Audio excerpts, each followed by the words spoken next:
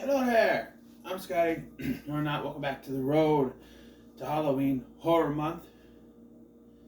It's day 3. I'm gonna talk about an episode of Are You Afraid of the Dark today. Before we get to that, we gotta add to the background. So today we're gonna add the Pumpkinhead 4K Steelbook. I should have added in that last Hendrickson. I should have added in the last one, shouldn't I? We're gonna put it right.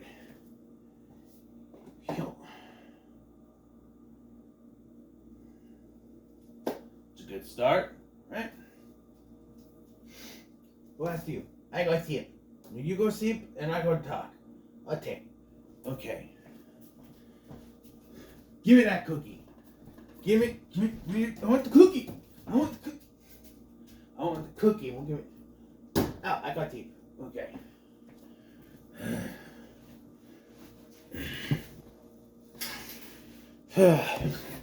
All right. And it's no surprise that I had to talk about this specific episode. There were quite a few other ones I could have done. Phantom Cab, the Dead Man's Float. I could have done a bad one, like the Tale of the Visitors, whatever it's called. Puking believable. But no, there was only one episode I had to talk about. That is the tale of the Ghastly Grinner from season 4. That's right. Why is it not working right? I don't think. Yeah, put my head up a little bit. Now it's all messed up. I think I don't mess with this thing, and yet it's still. So yes, comic books. You love them. I got some. Stowed away in the closet right now, collecting dust. But, yeah. So that's what this episode is about. Well, comic books and microwaves. Yes. So we start off with the Midnight Society, of course. And, Kiki and Frank are trying to light a fire, but the logs are wet. She said, I need some paper. Okay, first of all, before I continue, even if you had paper, you could set the paper on fire, but it still wouldn't wet the logs. It still wouldn't light the logs because they're wet. And I think for that to work, you would need like lighter fluid or something to pour on the logs to get it to work. But they see Tucker's comic book and Frank takes it from him. And he's like, my comic book. Betty Ann shows up and takes it because it's her story.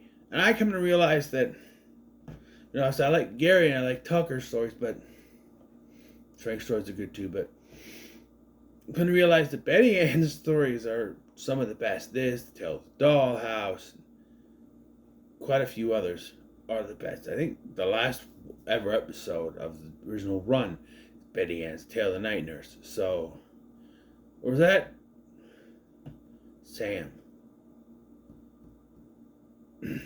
I think it was Sam. Never mind. But anyway,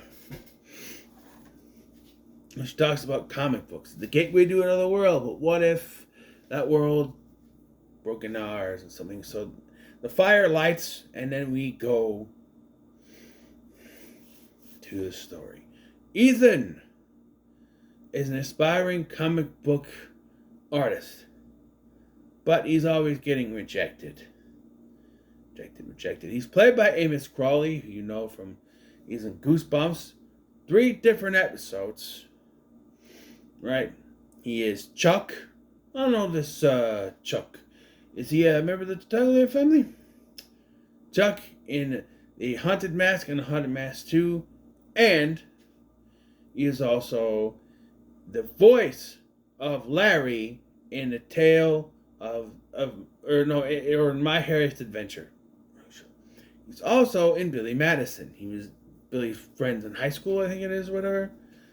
Yeah, and of course, the classic Night of the Twisters. Yeah, and he's the voice of Arnold on the Magic School Bus. But we don't want to talk. We need to talk about Magic School Bus going down someone's throat. No. He's got rejection after rejection after rejection, except he finds a letter from some comic book store. Now, in the comic book store, he gets there, and there's this anime. It's an art of Superman, but it looks like we can't really use Superman, but it looks like Superman with Sylvester Stallone's face. That's what it looks like. Yeah, and he sees this woman, Frankie, who calls him Cakes. I don't know if some people find this annoying, but I love it that she calls him Cakes. I don't know why. She's like, she tries to solve some stupid comics. One of them is Fishman, half boy, half fish. Because they couldn't use Aquaman, I guess. But no, he shows her the envelope. She's like, it's you. Did you bring your art with you? Did you bring your drawings? And she looks at it and she just says, Uncas. Gesundheit? No. Uncas is actually this artist who drew a comic book called The Ghastly Grinner.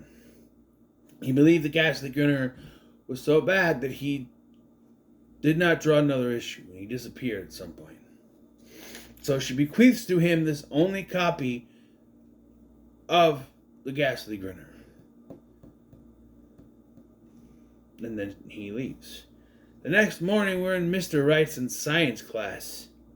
Morning, afternoon, whatever. And this scene pisses me off.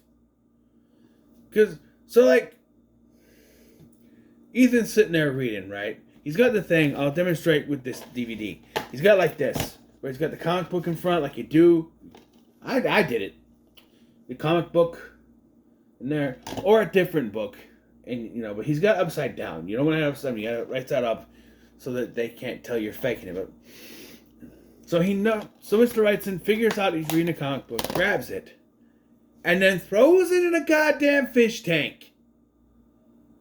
Okay, I can concede that if a teacher catches you with something you're not supposed to have, they can take it. But that's destruction of property. Especially when Ethan says it's one of a kind, it's the only one.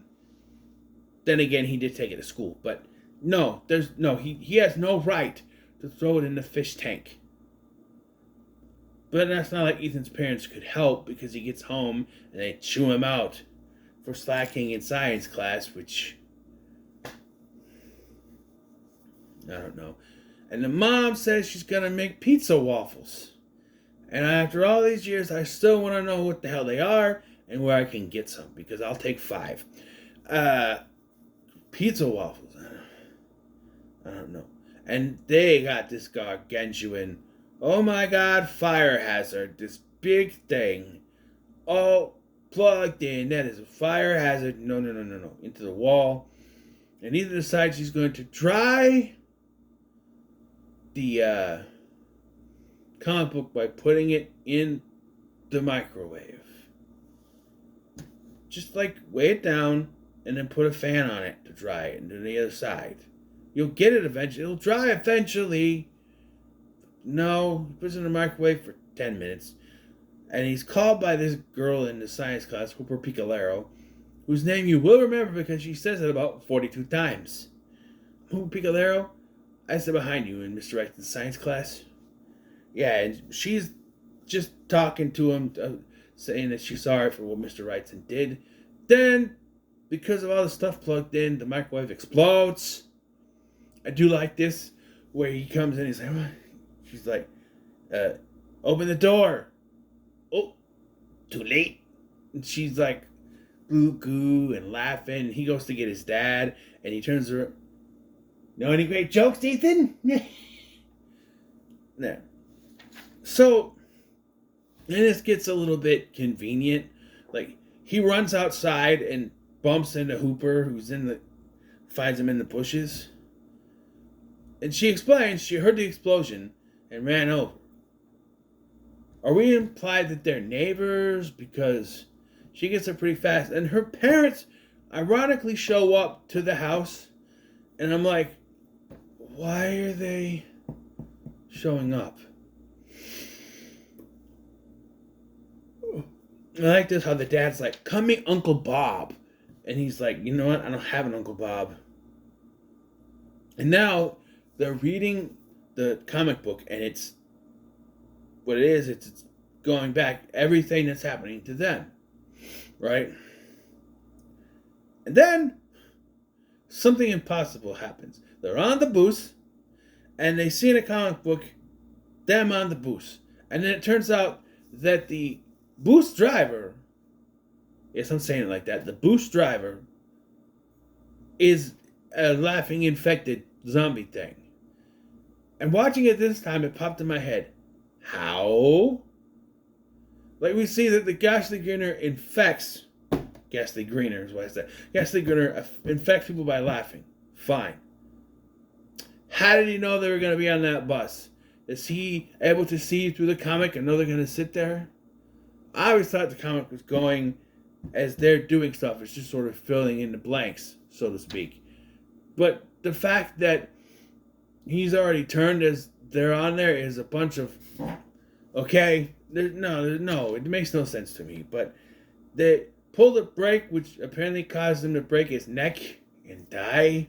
Because he's there, he's going to... Still laughing.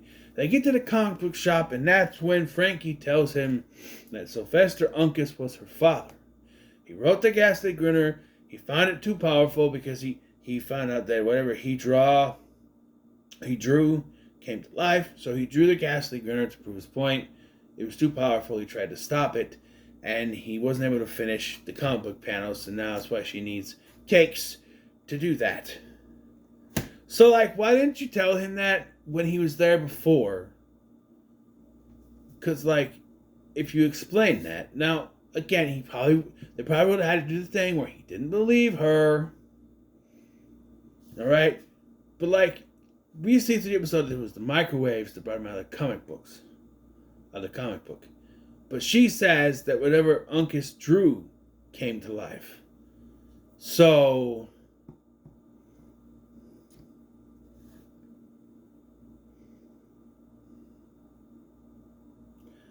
I don't know.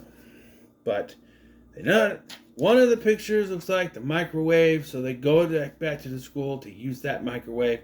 It doesn't work, and all it does is the Ghastly Grinner ends up taking Mr. Wrightson as a slave. And we find out as an infected. And find out that Hooper's not affected because she doesn't have a sense of humor, I guess. She also has a giant eraser. That's very important. So they go back to the comic book shop, and even though the Ghastly Grinner takes Frankie, he finishes drawing the thing, and then fights the Ghastly Grinner inside the comic, and this whole sequence smells of not enough budget for that. So they just do it to the comic panels where he makes himself a superhero, he rescues Frankie and Uncas, and uses that microwave in there that supposedly stops him, but it doesn't. And the only way that actually stopped is for Hooper to use her big-ass eraser. Which goes... And that's how it works. So, like, if destroying it, why didn't put in... The microwave destroyed the comic book. Why didn't that stop him? But no, that's it. Uncas is giving up drawing. Ethan's going to be an artist, and his parents now support him. Comic book artist, I guess I should say, but yeah. And Hooper's his girlfriend. She also was laughing. So, and I like how she pops back up, and the eraser is on fire or smoking. Yeah. One more time, cakes. Yeah, and then we end with them putting the fire out. You know, you put your fire out. And we say goodbye. So, yeah, great episode. I don't know the actor who played the Ghastly Grinner, but he's fantastic. He is fantastic. I just gotta tell you. The thing you do, you laugh, you make people laugh. He's just fantastic. It's just great. It is fantastic. It is, yeah. 3 great episodes in a row. No surprise, I'm picking these personally. But yeah, so What are your thoughts on this episode? Leave a comment, like, share, subscribe. Thank you for watching. I'm Sky, and I'll see you in the next one.